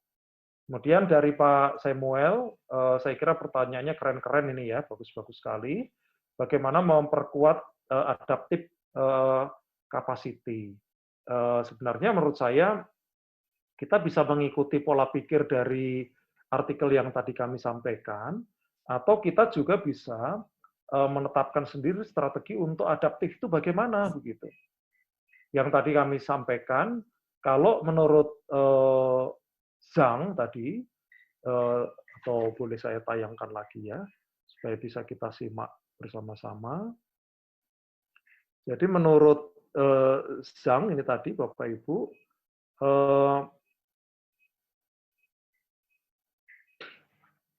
bagaimana memperkuat kapasitas adaptif itu dengan beberapa hal ini. Ya. Misalnya tadi manajemen logistiknya itu diperbaiki. Jadi Perpres tentang pengadaan barang dan jasa mestinya harus dilonggarkan begitu. Termasuk dalam hal pencairan anggaran. Kita ini kan kadang revisi anggaran ribet banget Bapak Ibu ya. Kalau nggak ada ini nggak bisa dan sebagainya. Kemarin teman saya, Bapak Ibu sekalian, kesulitan mencairkan anggaran gara-gara untuk membayar reviewer untuk jurnal harus melakukan pertemuan secara Zoom meeting. Padahal selama ini sebelum ada pandemi tidak ada Zoom, tidak ada rapat, tapi dari dokumen yang dikirim melalui email, evidence-nya adalah koreksi terhadap artikel, itu sudah cukup. Tapi sekarang katanya nggak boleh. Nah ini kan tidak adaptif seperti ini. Semua harus ada tatap muka, harus ada wajahnya yang direkam, dan sebagainya. Nah, model-model manajemen logistik, manajemen keuangan yang kaku ini ya menjadikan kapasitas adaptif kita rendah banget, Bapak Ibu. Membuat perubahan rencana harus sampai kepada trilateral meeting dan sebagainya, kan sangat tidak adaptif. Kemudian juga teknologi, Bapak Ibu sekalian. Teknologi kita sudah ada, misalnya tanda tangan elektronik. Kita masih saja senang dengan tanda tangan basah dan tidak mau menerapkan teknologi tanda tangan elektronik itu misalnya. Nah, ini kan membuat kita tidak adaptif. Gitu. Jadi sebenarnya itu tergantung kepada kita untuk bisa menerapkan prinsip adaptif atau tidak. Nah, kalau kemudian ditanyakan mana yang paling penting, begitu, saya kok tidak bisa mengatakan satu strategi lebih baik daripada yang lain, begitu, Pak Samuel. Tetapi mestinya kita bisa dorong menciptakan birokrasi yang adaptif ini, bukan yang kaku, bukan yang hierarkis itu secara sistemik, sehingga tidak hanya kita mendahulukan dari sisi perencanaan saja, pengadaan barang saja, penganggaran saja, tidak, tapi semuanya itu kita lakukan bersama-sama. Nah, kemudian pertanyaan yang kedua, pengalaman dari Provinsi Zhejiang tadi ya, kenapa kok tidak dilakukan di tempat lain atau di tempat kita? Nah, ini saya juga sulit menjawab, Pak ya. Pertama mungkin knowledge management kita yang nggak berjalan, Bapak Ibu. Artinya apa? Sebenarnya knowledge tentang Zhejiang, knowledge tentang bagaimana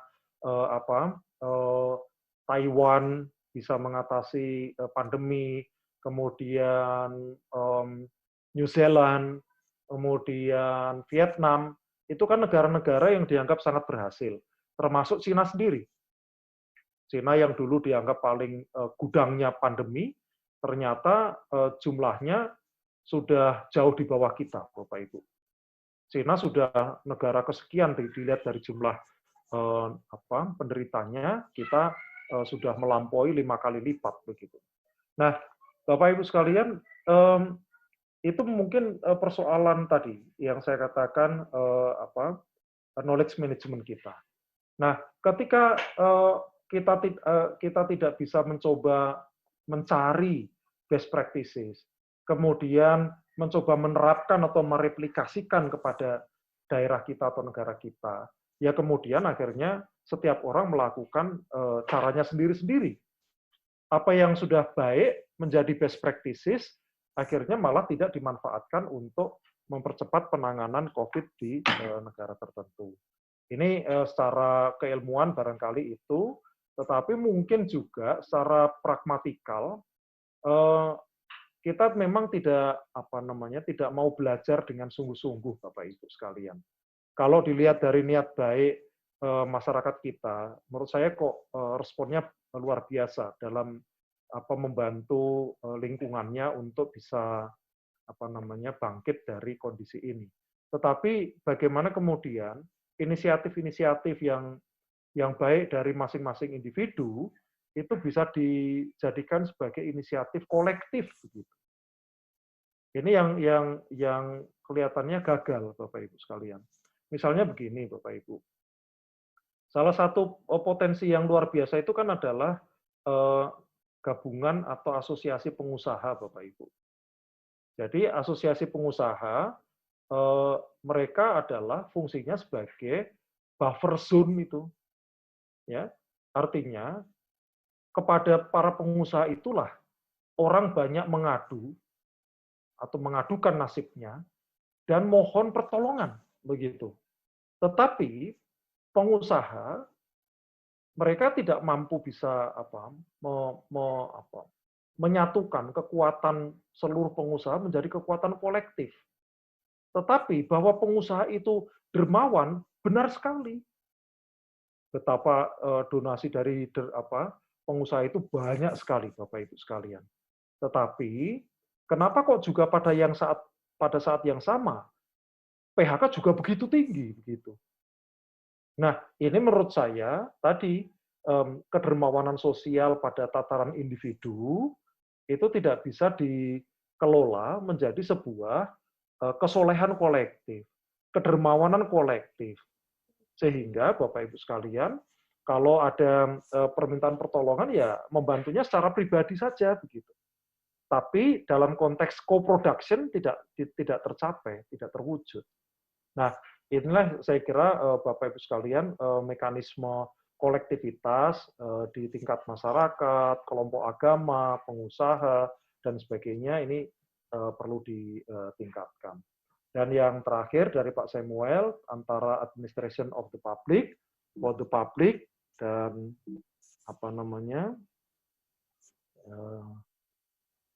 mana tadi? Yang di sini mana yang menurut kita paling baik? Kalau menurut saya Bapak Ibu sekalian, ini sebenarnya juga berjalan serentak saja Bapak Ibu. Bukan berarti ketika kita sudah mendudukkan masyarakat itu sebagai bagian dari tugas pemerintah, kemudian kita lupa terhadap aspek-aspek RB. Lembagaannya nggak kita kembangkan lagi, SDM-nya nggak kita bangun lagi, dan sebagainya. Tidak. Tetapi fokus kita di mana, gitu Bapak Ibu sekalian. Jadi, dalam kondisi saat ini, fokus kita, menurut saya yang harus lebih ditonjolkan adalah administration by the public. Tapi pada saat yang sama, kita tetap mengukur indeks kepuasan. Ya. Apakah masyarakat puas dengan pekerjaan kita atau tidak. Kalau tidak, baru kita berpikir apa yang harus kita benahi. RB apalagi yang harus kita perkuat untuk memperbaiki pelayanan kita. Jadi, menurut saya seperti itu, Pak Samuel dan Pak Alifin. Apa yang dilakukan LAN, saya kira kita secara kolektif sama-sama, Pak, melakukan upaya untuk mengatasi bagaimana pandemi ini tidak semakin merebak, terutama dari lingkungan kita. Dari lingkungan kita ya kita menjamin bahwa lingkungan kita jangan menjadi klaster. Saya kira itu yang paling penting ya Bapak Ibu sekalian ya. Kemarin LAN sempat diisukan menjadi klaster 16 positif secara serentak. Tapi ternyata ada kekeliruan, bukan terpapar, bukan positif, tapi ternyata tesnya yang keliru. Pada tes berikutnya 16 orang itu langsung dinyatakan negatif begitu. Nah, Itu yang pertama, Bapak Ibu sekalian. Saya kira itu dilakukan oleh seluruh instansi, bukan hanya oleh LAN. Yang kedua, kalau ditanyakan terkait dengan ruang lingkup tugas LAN, maka LAN juga mencoba tetap menunjukkan kinerja maksimal, tetapi dengan cara yang berbeda. Pelaksanaan dari program-program pelatihan, kepemimpinan nasional tingkat 1, tingkat 2, atau program pelatihan administrator, atau juga pelatihan-pelatihan fungsional dan pelatihan teknis. Semuanya sudah kita kemas menjadi blended learning atau distant learning, sehingga kualitas tetap kita jaga, tetapi mekanismenya kita ubah dengan memanfaatkan media virtual. Nah, dengan seperti itu, maka kita bisa menekan kemungkinan bertambahnya kasus-kasus karena ada program-program pembelajaran, tapi pada saat yang sama, pengembangan kompetensi bisa kita deliver dengan cukup baik. Secara internal, apa yang kita lakukan juga sebenarnya relatif sama dengan dengan instansi yang lain, yaitu kita tetap menjaga kedisiplinan secara kedinasan. Jadi meskipun kita di rumah, tapi kita absen by koordinat. Jadi absennya bukan hanya bukan absen secara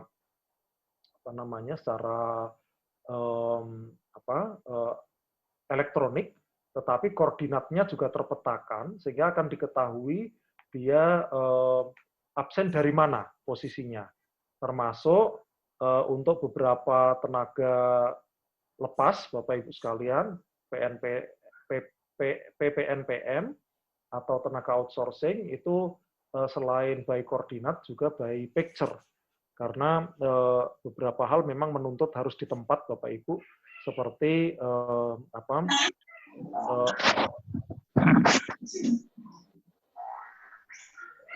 seperti office.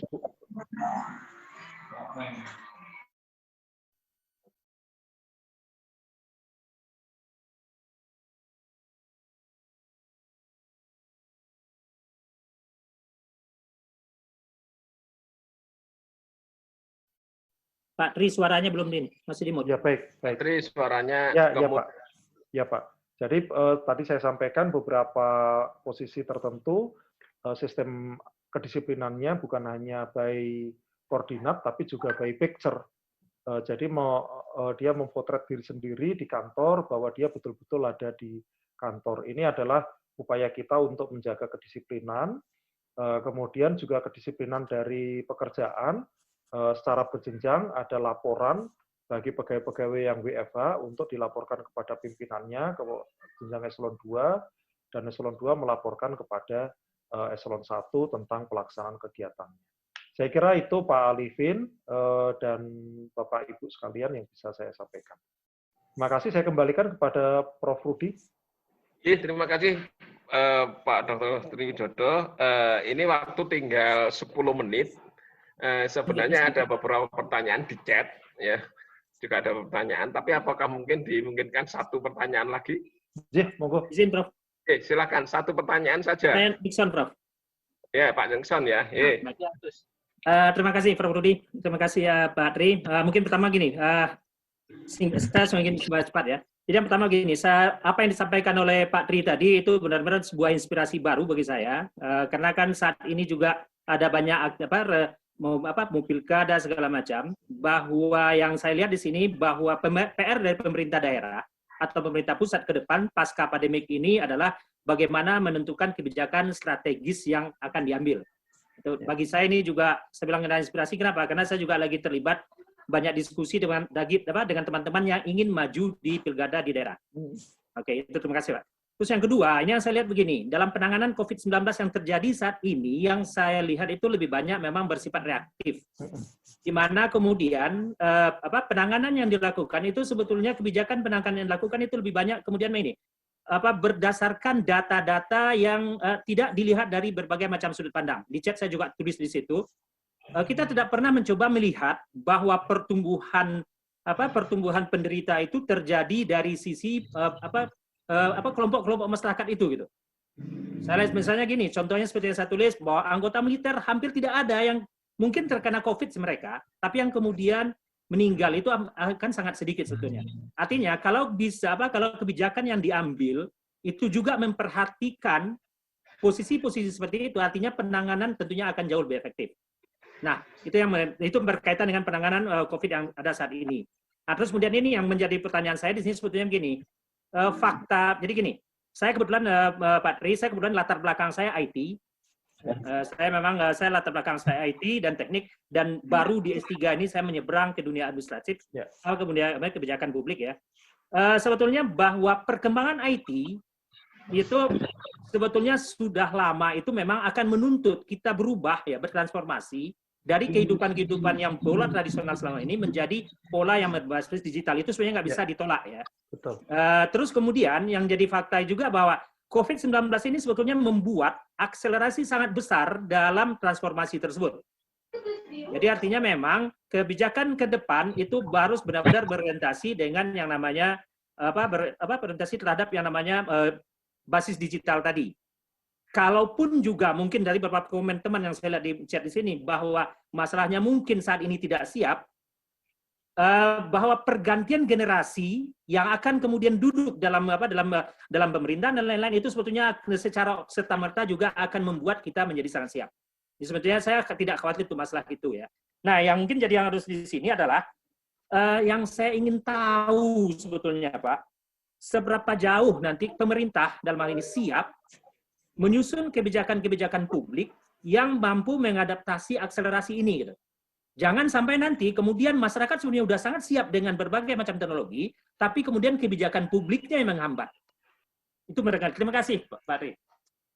Ya, baik. Terima kasih, Pak Nixon. Saya kira ini, ya Pak, makasih Pak. Pertanyaan Pak Nixon ini menurut saya penting sekali ya. Tanya, Prof. Boleh, Prof?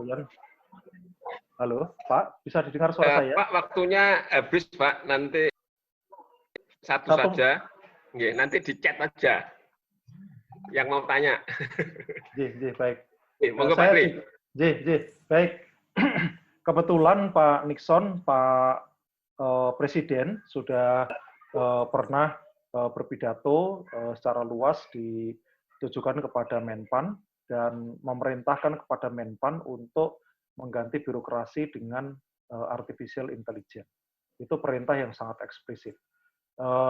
Salah satu tidak lanjutnya sebenarnya bukan oleh Menpan yang menerapkan, tetapi oleh Kepala BPPT dan juga oleh Menristek sudah diterbitkan tentang roadmap untuk artificial intelligence di Indonesia sampai pada tahun 2045. Itu skemanya sudah di launching kemarin, tinggal bagaimana kita siap untuk melakukan perubahan kepada model-model birokrasi lama kepada birokrasi yang berbasis pada artificial intelligence itu. Saya kira adaptasinya cukup baik, Pak, dalam arti kita sudah mempersiapkan diri untuk menuju ke sana ya. Akselerasinya saya kira juga sudah mulai dilakukan, di mana kalau kita lihat Bapak Ibu, model-model pelayanan sudah akan dialihkan semua ke dalam mekanisme yang kita kenal sebagai one single submission, salah satunya. Selain one single submission, kita sebenarnya punya instrumen yang disebut sebagai satu data. Kemudian juga ada yang kita kenal sebagai Indonesian National Single Window, INSW. Nah, ini adalah instrumen-instrumen yang saat ini sudah siap untuk diwadahi sebagai pola untuk mendorong birokrasi yang lebih berbasis digital itu. Namun memang kalau kita mau jujur, apa yang ada di Perpres tentang satu data, kemudian web satu data sendiri, ya, itu juga sebenarnya masih jauh dari harapan. Demikian pula one single submission sendiri, misalnya, itu juga masih dalam beberapa hal terjadi overlap, kewenangan, overlap instrumen antara perizinan di tingkat kementerian dengan yang ada di pemerintah provinsi. Kemudian Indonesia Single Window juga masih ada beberapa hal yang masih belum berjalan sehingga kesinambungannya relatif tidak bisa dijaga begitu. Jadi sebenarnya kalau saya melihat sekali lagi Pak Nixon, kesiapan kita, adaptasi kita sudah cukup baik, namun memang membutuhkan beberapa konsistensi dan perbaikan secara terus-menerus. Mungkin demikian saja Pak Nixon, juga Prof. Rudi. Saya kembalikan, semoga apa yang saya sampaikan bisa memberikan sedikit tambahan perspektif terhadap posisi dari public administration di tengah perubahan besar ini dan kemana kita harus menentukan respon kita. Terima kasih Pak Rudi. Terima kasih Pak Dr. Widodo dan terima kasih pada teman-teman. Luar biasa hari ini pencerahan dari Pak Tri kepada mahasiswa S3 dan saya yakin ini sangat bermanfaat banyak baik untuk teman-teman dalam hal meningkatkan kapasitas maupun dalam hal penulisan disertasi. Hari ini luar biasa Pak Tri yang ikut 54 mahasiswa di suatu kelas yang cukup antusias dan saya yakin teman-teman masih banyak yang pengen tanya, sebenarnya di chat juga masih penuh, tapi karena waktu, karena angkatan 40 dan 41 juga harus ada kuliah jam 1, jadi dengan ini kita akhiri pertemuan kita, semoga nanti kita bisa ketemu lagi. Terima kasih kepada Pak Tri Widodo dan kita pada teman-teman yang hadir dalam kuliah umum secara virtual ini. Terima kasih Prof. Rudi. Assalamualaikum warahmatullahi wabarakatuh. Waalaikumsalam.